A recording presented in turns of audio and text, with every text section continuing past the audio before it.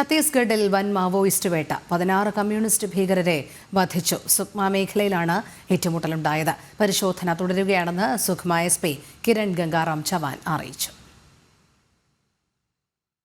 ഛത്തീസ്ഗഡിൽ സുക്മ ദന്തവേട അതിർത്തിയിൽ ഉവമ്പള്ളി കേരളപാൽ പ്രദേശത്തെ വനമേഖലയിൽ നടന്ന ഏറ്റുമുട്ടലിലാണ് 16 കമ്മ്യൂണിസ്റ്റ് ഭീകരർ കൊല്ലപ്പെട്ടത്. CRPFും ഛത്തീസ്ഗഡ് പോലീസിന്റെ സ്പെഷ്യൽ ടാസ്ക് ഫോഴ്സും സംയുക്തമായാണ് മേഖലയിൽ പുലർച്ചെ മുതൽ ഓപ്പറേഷൻ നടത്തിയത്.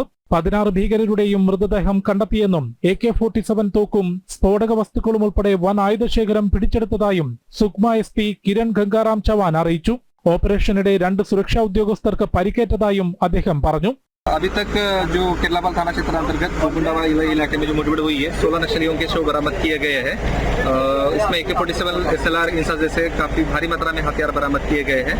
2 जवान इसमें घायल हुए हैं, उनको इवैक्यूएशन किया जा रहा है. മേഖലയിൽ കൂടുതൽ സേനാവിന്യാസം നടത്തി പരിശോധന തുടരുകയാണ്. ഈ മാസം 19-ന് ബീജാപൂർ കാങ്കർ മേഖലകളിലുണ്ടായ ഏറ്റുമുട്ടലിൽ 22 കമ്മ്യൂണിസ്റ്റ് ഭീകരരെ സുരക്ഷാസേന വധിച്ചിരുന്നു. 2026 മാർച്ച് 31-നകം രാജ്യത്തു നിന്ന് ചുവപ്പൻ ഭീകരത പൂർണ്ണമായും തുടച്ചു നീക്കുമെന്ന് സുരക്ഷാ അവലോകന യോഗത്തിന് ശേഷം നേരത്തെ കേന്ദ്ര ആഭ്യന്തരമന്ത്രി അമിത്ഷായും വ്യക്തമാക്കിയിരുന്നു. ജനം, ഡൽഹി.